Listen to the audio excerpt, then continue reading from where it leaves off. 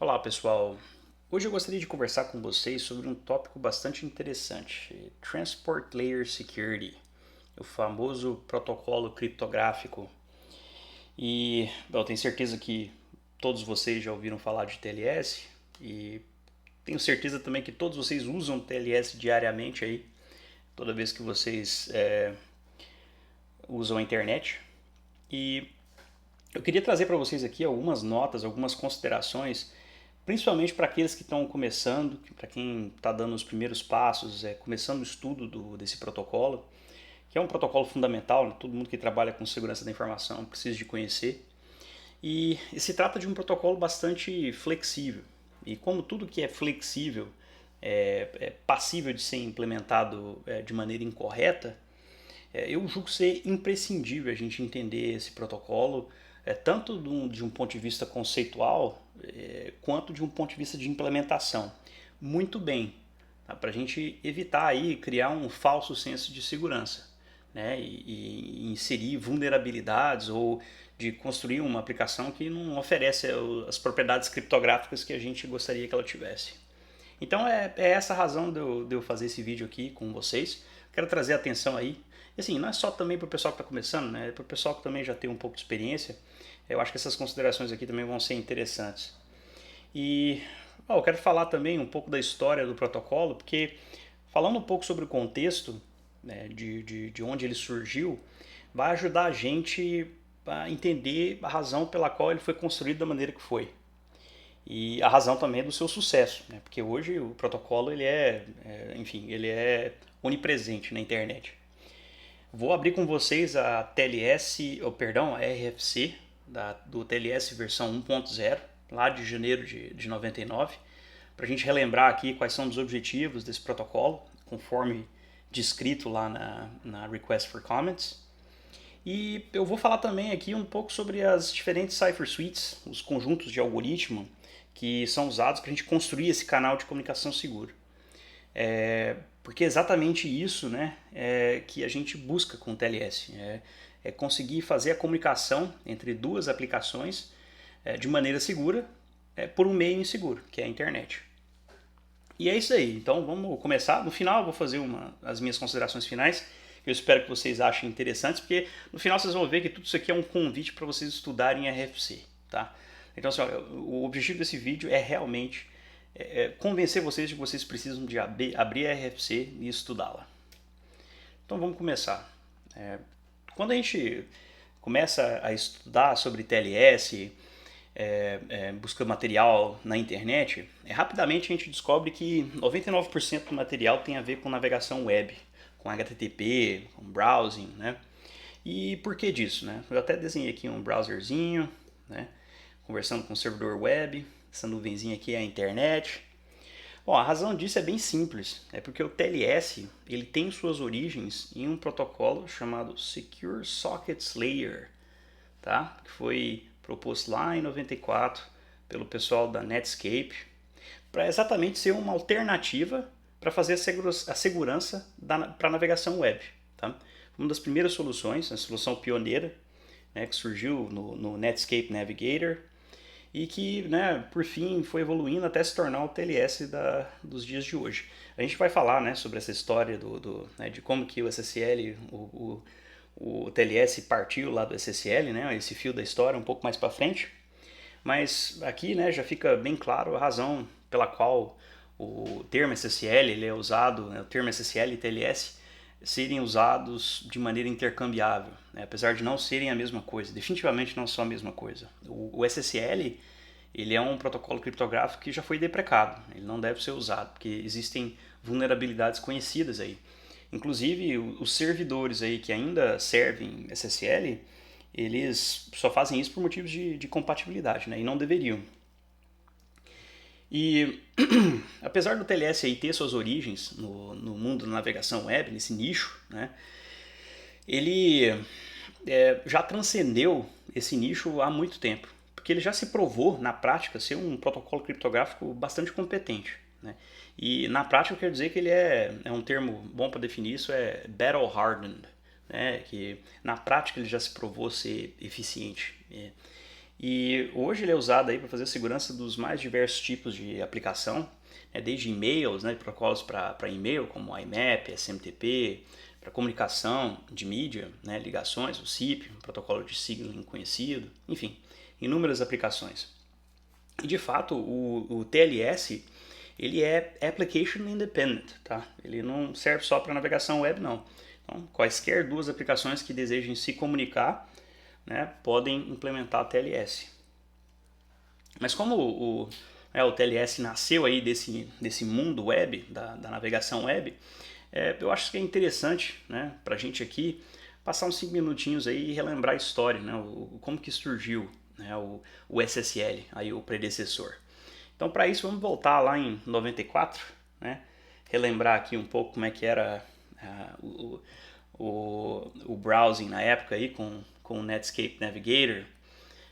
Essa daí era a experiência da época, né? O que hoje parece extremamente arcaico pra gente, na época era state of the art, considerado state of the art.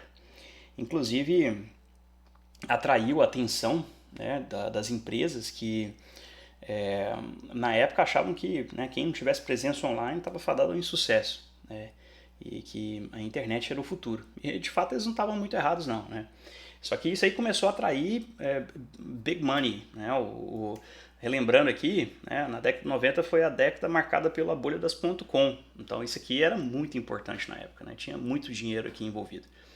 E, bom, inclusive, olha aqui, ó, aqui foi quando a Amazon virou pública, né? Começou a ser publicly traded.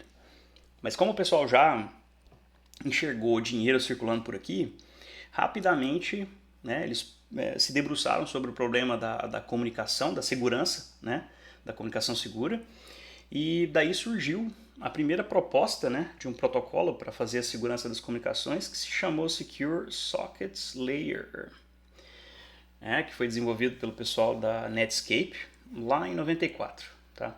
E só para vocês terem uma ideia, o HTTP, o protocolo, o Hypertext Transfer Protocol para navegação, ele surgiu em 91. Então, foi logo depois, né? Bom. E essa primeira versão do SSL, né, ela nunca foi ao ar. Apesar de ter sido proposta ter sido uma proposta que efetivamente, né, foi definida, os algoritmos que ela usava eram bastante rudimentares, né, eram bastante rudimentares. Ela tinha problemas, por exemplo, não havia numeração dos pacotes, então era um protocolo bem suscetível a replay attacks. O algoritmo de verificação de integridade era checksum, né?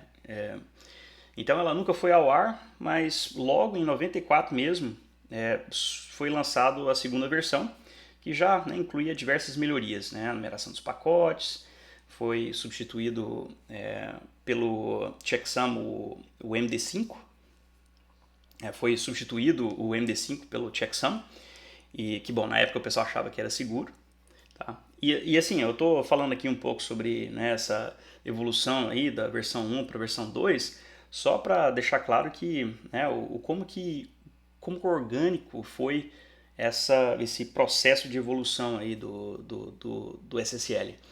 Era realmente quando se detectavam vulnerabilidades, né, propostas vinham sendo feitas, né, e foi assim que foram evoluindo esses protocolos de comunicação. Só um destaquezinho aqui para vocês prestarem atenção, né, para verem isso aí durante os estudos de vocês, enxergarem isso durante o estudo de vocês. Bom, e voltando aqui ao ponto da história, né, em 95 entra a Microsoft no jogo com o Internet Explorer e um protocolo que se chamava Private Communications Technology, PCT. E, bom, haviam também outras propostas, não era só Internet Explorer e Netscape, não.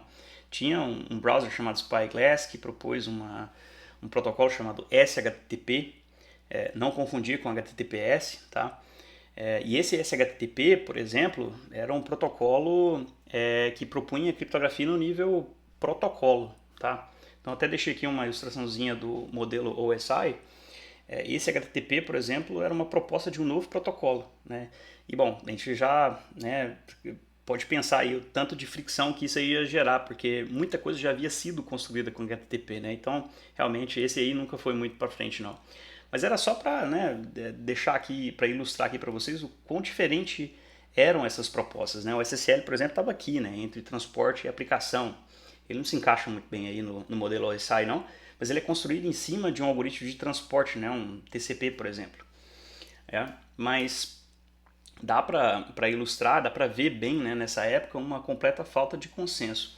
Eram propostas diferentes sendo desenvolvidas com o mesmo objetivo, tá? E cada um com as suas vulnerabilidades, e algumas construíam em cima de melhorias das outras. Por exemplo, o PCT construiu em cima do o SSL versão 2, o SSL versão 3 construiu em cima de melhorias que haviam sido propostas no PCT. E quem quiser conhecer um pouquinho melhor, né, as vulnerabilidades desses protocolos e como que foi a remediação delas, né, e a evolução desses protocolos, eu sugiro dar uma estudada aqui na Wiki em inglês, né, que tem ali uma vasta quantidade de informação sobre isso. Eu acho bastante interessante aí para quem tiver curiosidade. Só que tem um detalhezinho não técnico aqui, tá, que faz toda a diferença. O SSL ele tinha sido patenteado pela Netscape. E apesar de ser, né, royalty free, ele foi disponibilizado para uso para todo mundo, era propriedade intelectual da Netscape, né? E a Microsoft não ia, né, juntar esforços para desenvolver propriedade intelectual para um competidor, né? Então ela meio que forçou, né, todo mundo a convergir para um task force, né, que por definição é aberto, né, para o desenvolvimento de um novo protocolo criptográfico, um protocolo criptográfico único, que iria concentrar todos os esforços, que se chamou Transport Layer Security. Tá, e foi aqui que cessou o desenvolvimento do SSL versão 3 e todo mundo convergiu para o desenvolvimento desse novo protocolo criptográfico, né, que apesar, né, das contas era largamente baseado no SSL versão 3. Então, de certa forma aí, né, a Microsoft ganhou a queda de braço, como era de se esperar. E outro dado interessante foi nessa época que surgiu a famosa biblioteca OpenSSL. Ela foi um fork de uma biblioteca chamada SSL EA. Esse EA aqui é um apelido lá de um dos devs que trabalhou no desenvolvimento do SSL versão 3. Até vocês abrirem o site lá do OpenSSL, vocês vão ver que o copyright ele até 98 pertence a esses devs e posteriormente, né, pertence ao Task Force. E bom, foi então assim, nesse contexto aí, que surgiu o TLS, né, na sua primeira versão, lá em 99. E, bom, como por objetivo primário, esse protocolo tinha a comunicação privada e íntegra entre duas aplicações. E, bom, vamos abrir aqui então o RFC para a gente dar uma olhada nisso com um pouco mais de detalhes. Então tá lá, o TLS na sua primeira versão, lá em janeiro de 99. Essa é a Request for Comments, número 2246. Então, só relembrando aqui, tá? Uma coisinha que eu falei lá no começo, né? Que o TLS transcendeu o mundo do HTTP, o mundo da navegação web. Isso está logo na introdução, tá? Vocês podem dar uma olhadinha aqui, ó. Tá no último parágrafo, mas já está na introdução. Uma das vantagens do TLS é que ele é Application Protocol Independent. Olha, isso faz toda a diferença, porque se a gente for parar para pensar, deixa eu voltar aqui para a apresentação. Se for parar para pensar, imagina se esse SHTTP aqui, ó, se ele tivesse ido para frente, né? Será que a gente ia estar tendo essa conversa hoje? Né? Eu acho que não. Mas bom, voltando. Qual é o objetivo primário do TLS? A gente já falou ali na apresentação, né? É oferecer um canal de comunicação seguro, privado, né, e íntegro entre duas aplicações. E aqui nessa RFC o protocolo ele é descrito, né, em duas camadas, ele chama de duas camadas. A primeira se chama TLS Record Protocol e a segunda a TLS Handshake Protocol. Esse TLS Record Protocol é o canal de transporte seguro, né? É o canal que é privado, protegido por criptografia simétrica, tá? Pode ser, por exemplo, um AES, um RC4, tá? e que tem um mecanismo de verificação de integridade, tá? Pode ser aí um MD5, um SHA. Ó, lembrando, isso aqui é 99 ainda, né? Eles achavam que MD5 era de fato seguro. E note, senhora, que esse protocolo esse TLS Record Protocol, ele foi concebido para ser construído em cima de um protocolo de transporte, tá? Que por sua vez ele chama de reliable, só que esse reliable aqui ele não é o mesmo reliable daqui não, tá? Esse aqui está mais para o sentido de que eu garanto a entrega dos pacotes, né? Enquanto que esse aqui está mais para o sentido de integridade, né? Que eu garanto que esse canal de comunicação é íntegro. E, bom, essas são as duas principais propriedades desse canal de transporte seguro, que por sua vez que por sua vez, né, ele só consegue ser definido uma vez que as duas aplicações que estão se comunicando entram em consenso sobre quais algoritmos que elas vão usar, né? E como assim, quais algoritmos, né? Bom, durante esse processo de handshake, né, a gente precisa de definir... Bom, as duas aplicações precisam de se autenticar, precisam de ter certeza que estão realmente se comunicando com uma com a outra, né? E elas precisam de definir qual que é o algoritmo de criptografia simétrica que vai ser usado, né? E por sua vez, qual é o segredo compartilhado entre elas, né? E esse segredo compartilhado aqui, ele, né, precisa de ser... ele só pode ser conhecido pelas duas aplicações. Então, responsabilidade do handshake, né, é fazer com que isso aconteça. E, além disso, nós temos aqui o reliable de novo, tá?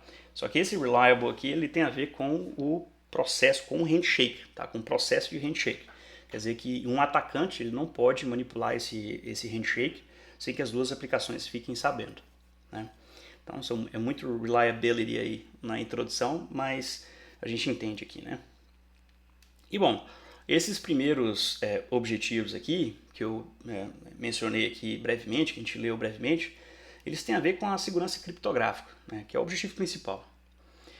No entanto, tem outros 3 objetivos que também são muito importantes e que, de certa forma, definiram e foram responsáveis pelo sucesso do protocolo, que é a interoperabilidade, a extensibilidade e a eficiência. Fala aqui relative efficiency, mas é eficiência tanto no nível de CPU, de complexidade computacional, quanto de uso de banda, né? Mas bom, voltando aqui para a interoperabilidade. Interoperabilidade era muito importante na época porque a gente não lembra, né, infelizmente ou felizmente, né, mas na época existia um gap de arquitetura entre os servidores e os PCs que por sua vez implicavam aí em diferentes linguagens de programação, né, e enfim, construir uma aplicação interoperável na época era um desafio, né? E se vocês forem estudar essa RFC aqui com um pouco mais de detalhes, vocês vão ver que as definições aqui elas são bem precisas, elas estão no nível byte, tá? Então é um detalhezinho, né, que na época fazia toda a diferença. Isso aqui era realmente bastante importante na época. Hoje a gente tem muita coisa de graça, né, com a evolução, com o amadurecimento das tecnologias, mas na época era um desafio importante. Extensibilidade, quer dizer que o protocolo em si ele acomoda, né, melhorias ou novos algoritmos, né, algoritmos aí para garantir, né, para fazer a autenticação, né, algoritmos de criptografia simétrica, algoritmos de verificação de integridade, né? Então ele era por definição um protocolo extensível. E por fim a eficiência relativa, que tinha a ver com o custo computacional. Foi daí que surgiram alguns recursos, como por exemplo o caching das sessões, né, que você não evita a necessidade de você renegociar uma nova sessão TLS toda vez que você se conecta, e além de outras coisas assim, né, que tem até a ver com a natureza com que as coisas foram desenhadas. Por exemplo, esse processo de handshake aqui, ele acontece inteiramente apenas 2 idas e voltas, né? É um atestado de que o protocolo foi desenvolvido para ser eficiente, né? Então, é isso daí, pessoal. Vamos voltar aqui para a apresentação. Bom, tá aqui, né, o objetivo primário. eu destaquei. E só relembrando, esses aqui são os goals lá, né, que a gente leu na RFC, a segurança criptográfica, mas além disso, né, a interoperabilidade, a extensibilidade e eficiência, né. E o protocolo ele é dividido em dois layers, duas camadas, né, uma que é a de transporte, tá?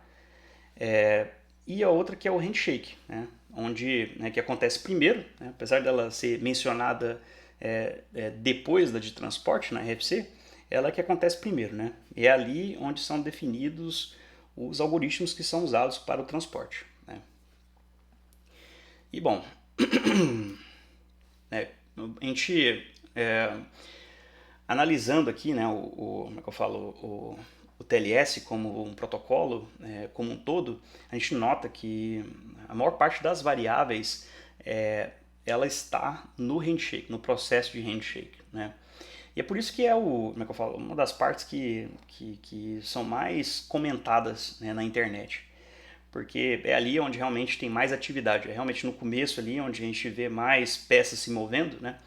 E ao invés de eu mostrar para vocês aqui com detalhes como que acontece a negociação na rede usando o Wireshark, eu na verdade vou me apoiar aí em alguns outros vídeos de alguns outros canais que fazem isso de uma maneira bem competente. Então eu não vou reinventar a roda aqui, né? Eu vou apresentar algumas descrições que foram muito bem feitas, tá? Uma delas é a desse canal aqui, Segue Info Brasil. Tá o link aqui, tá o link na descrição também para quem quiser visitar lá. Eu vou convidar vocês a estudar lá porque ele dá uma descrição bem completa desse processo de handshake. E também de um canal britânico chamado Computer File, onde ele apresenta uma negociação com uma cifra um pouco mais moderna, que tem umas propriedades intelectuais que a gente vai falar mais para frente, algumas propriedades criptográficas que são bastante desejáveis, tá? E só um detalhezinho aqui, tá? Tem um errinho no canal do Seguinfo Brasil aí, lá no minuto 23, assim, ele não atrapalha em nada a descrição do protocolo, do processo, né? Mas é algo que ele diz ter sido criptografado com a chave pública, mas na verdade é criptografado pela chave privada, né, no processo de handshake. Mas eu deixei lá uma nota pro dono do canal fazer a retificação. E, bom, assim, olha, nesse ponto aqui eu realmente estou considerando que vocês vão estudar esse protocolo com, né, um pouco mais de calma, né? Tem aqui o link para vocês acharem ele na RFC, para estudarem, né, com um pouco mais de detalhes.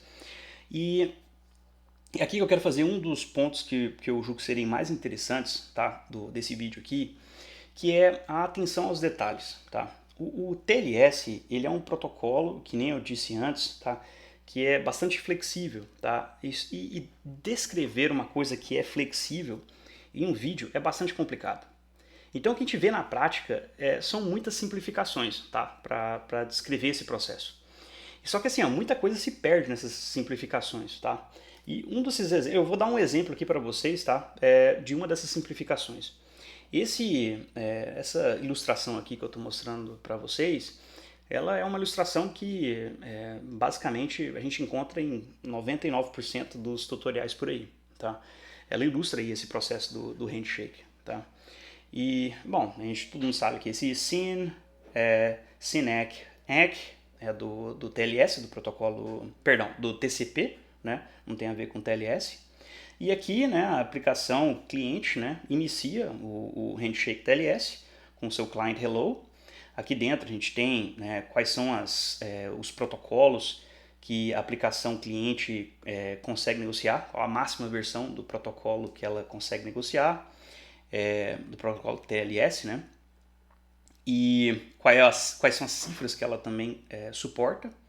Um número randômico aqui também, único desse handshake aqui, para evitar replay attacks.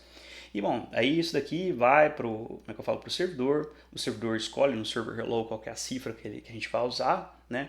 Manda por sua vez o seu certificado, né? E bom, alguma perna aqui do processo criptográfico e basicamente, né, a partir daqui muito dos detalhes tem a ver com, né, a cifra que foi escolhida, né? Se a gente for analisar lá no on the wire o que está circulando ali, tem a ver com a cifra que foi definida aqui nessa primeira pernada. Só que vamos comparar então aqui com o handshake da RFC. Né? Rapidamente a gente vai notar, deixa eu puxar aqui, abrir outra janela, vamos puxar aqui para a figura 1. Olha, rapidamente a gente vai notar que nós temos também um Certificate Request lá do servidor. Mas como assim, né? O servidor pode pedir um certificado do cliente? Pode. Não, o servidor, ele, como é que eu falo? Os clientes podem se autenticar. Essas duas aplicações aqui, elas podem se autenticar mutuamente, tá? E assim, ó, exatamente esse é o ponto, tá? Poucos tutoriais falam sobre isso, tá? Dão como é que eu falo? Esse nível de detalhes na sua explicação. Então, assim, ó, mais uma vez, né, vamos ler a RFC, tá? É só lá que vocês vão encontrar, né, o protocolo descrito na íntegra, né, e onde vocês vão capturar essas nuances aqui. Porque isso aqui é importantíssimo, né? Tem aplicações aqui que dependem fortemente da existência de uma autenticação mútua, tá? E, bom, eu até aposto que, olha, vocês podem seguir esse linkzinho aqui, tá? Eu acho que eu já usei aqui no meu computador, eu vou tentar puxar ele novamente para ver se eu consigo mostrar para vocês, mas é um exemplo de uma autenticação de cliente usando um browser, né? Só que eu já executei já dei um dismiss nesse processo aqui, mas enfim, né? Vocês podem testar aí do lado de vocês, tá? Onde o servidor pede um certificado para o cliente, né? Eu aposto que vocês nunca viram isso, né? Um pop-up desse no browser de vocês, mas está aí para vocês conferirem. Mas é basicamente isso que eu queria falar aqui nesse slide, tá? É só dar um exemplo, né? De por que vocês deveriam ler a RFC com mais detalhes, tá? E, bom, isso aqui é um detalhe, tá? Que surgiu aqui, olha, se a gente for olhar, tá? Não para o RFC da versão 1.0, mas para a versão 1.2, por exemplo, vocês vão notar que aqui dentro, tá? Nós temos verificação de validade dos certificados, tá? E usando aí, por exemplo, o CRL, né? Ou o CSP, que inclusive eu acho que vai ser o objeto aí de futuros vídeos da gente, e que são importantíssimos aqui nesse processo, né, de verificação, de autenticação, né, tanto da aplicação cliente quanto da aplicação servidor. E, bom, isso é só um exemplo aí, né, de inúmeras coisas que vocês só vão capturar se vocês lerem a RFC.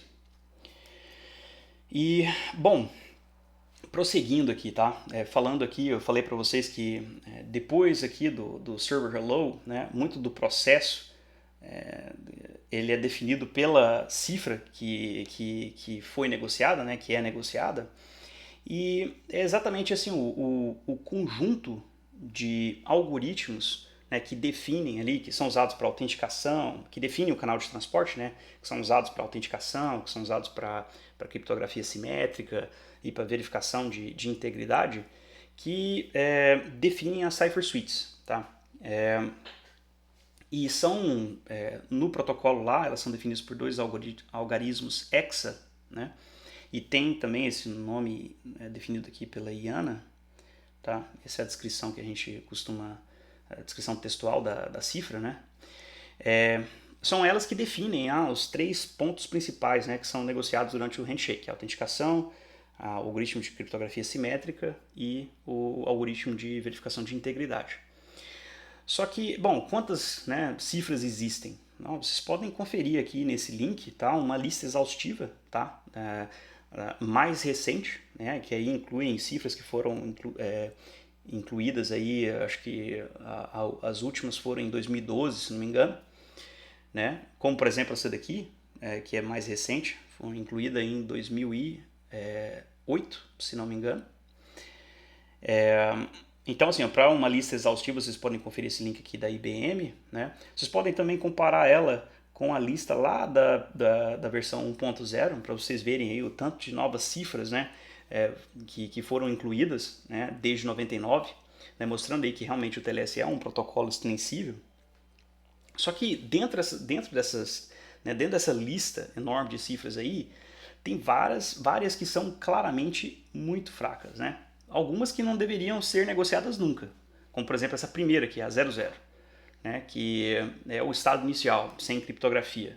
Bom, ela existe por definição, né, por representar o estado, né, inicial, né, onde não tem nenhuma criptografia, nenhuma segurança, porém ela nunca deveria ser negociada. Né? Mas existem cifras que são negociadas pela natureza flexível do protocolo, porque em alguns casos elas fazem sentido, né? Como por exemplo cifras anônimas, esse anon aqui de anonymous, né? Onde as duas partes, né, não realizam a autenticação, né? Então, por exemplo, essa cifra aqui ela é suscetível a um ataque man in the middle, né? Alguém pode interceptar esse tráfego aí durante o processo de handshake, né, e controlar o canal de comunicação. Teoricamente é possível. Faz sentido, eu não consigo dar aqui um exemplo de onde que essa cifra aqui faz sentido, para qual aplicação, mas ela está disponível para uso. Tá? Existem outras cifras, tá, que fazem autenticação, que tem um algoritmo de criptografia simétrico, que tem um algoritmo de criptografia, um algoritmo de verificação de integridade, só que, porém, não deveriam ser usadas. Né? E por quê?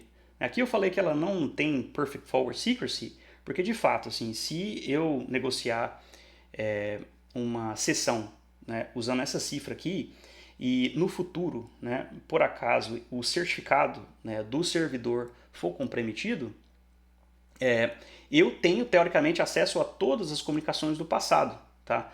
Porque essa cifra aqui não me oferece forward secrecy, tá? E, bom, além disso, né, a gente tem algoritmos ali de criptografia simétrica que não deveriam ser usados, como RC4 e MD5 também, um algoritmo de hashing que não deveria ser usado por haverem colisões. Né? E ao mesmo tempo a gente tem aqui uma cifra que é considerada bastante segura, que usa um algoritmo de verificação de integridade baseado no SHA-384, AES com Galois Counter Mode, com uma chave de 256 bits, com um algoritmo de Key Exchange baseado em Diffie-Hellman, efêmero, né, com autenticação, com RSA, enfim. Né. Se vocês quiserem aí um pouco mais de informação sobre, né, essas cifras, confiram aí esse site do CypherSwitch Info, tem bastante informação ali. Eu acho que ele é bastante rico em detalhes. Vocês conseguem ver, por exemplo, ali vai estar destacado aí as vulnerabilidades com essas cifras, como essa aqui, por exemplo. Tá? Eu acho bem interessante para o estudo aí. E, bom, finalmente aqui para concluir, eu acho que o ponto que eu queria trazer para vocês aqui, né, é que o TLS não é uma silver bullet. A gente precisa entender o que está acontecendo, tá? Novamente, tanto no nível conceitual, no nível do protocolo, né, quais cifras estão sendo negociadas, né, como que elas estão, quais são as propriedades que elas oferecem, as propriedades criptográficas, quanto no nível implementação. Tá? Esse nível de implementação ele é importantíssimo. Né? A gente confia, eu não vou dizer cegamente, né, mas a gente confia bastante nas bibliotecas, como por exemplo o OpenCCL. Só que olha, nós estamos em 2018 perdão, nós estamos em 2021 e em março desse ano, por exemplo, foi encontrada uma vulnerabilidade onde um atacante, construindo um pacote lá de uma determinada forma, ele conseguia derrubar uma aplicação rodando o OpenCCL versão 1.1, tá? A série 1.1. Isso significa qualquer Apache ou Nginx aí rodando, eu consigo fazer um ataque de denial of service construindo um pacote. E nós estamos em 2021, tá? Não é um heartbleed, mas é um problema gravíssimo. Então, assim, a gente precisa de conhecer também um pouco mais intimamente essas bibliotecas que a gente está usando para construir as nossas... que está sendo usada para as nossas implementações, né? E, bom, isso daqui, inclusive, está sendo... O que eu estou dizendo para vocês aqui está lá na RFC do TLS 1.0. O TLS ele não previne erros básicos de segurança, né? E para quem estiver interessado aí em algum recurso para entender como configurar bem a aplicação, né, quais são as cifras recomendadas, né, quais são as propriedades que nós devemos buscar, eu deixo aqui um cheat sheet lá do WASP para vocês conferirem. E, E é isso aí. Tem aqui também, olha, o RFC da TLS 1.3, a mais recente. E, bom, que tem, como é que eu falo, que eu acho que, olha, um detalhe interessante aqui que convém a gente notar é que, olha, a diferença de tempo entre a TLS 1.1, a TLS 1.0 foi, TLS 1.0 foi em 99, né? 7 anos depois foi a TLS versão 1.1. E logo depois, né, foi lançada a TLS 1.2 e o gap para a TLS 1.3 foi de 10 anos, né? Que mostra aí o quão maduro, né, está se tornando, né, o TLS. Quer dizer, não houve nenhuma mudança relevante no protocolo aí durante 10 anos, tá? É óbvio, né, novas cifras foram sendo propostas e tudo mais, só que o algoritmo foi, como eu falo, o protocolo ele é basicamente o mesmo, né? E essas mudanças da 1.3 elas têm a ver com a eficiência, né? Mais do que tudo, né? Ainda não é amplamente usada, porém, né, já está definida aí na RFC. E é basicamente isso aí que eu queria falar com vocês, pessoal. Eu espero que vocês tenham gostado aí, né? E novamente, isso aqui é um convite para que vocês estudem RFC, tá? Então, um abraço e a gente se vê no próximo vídeo.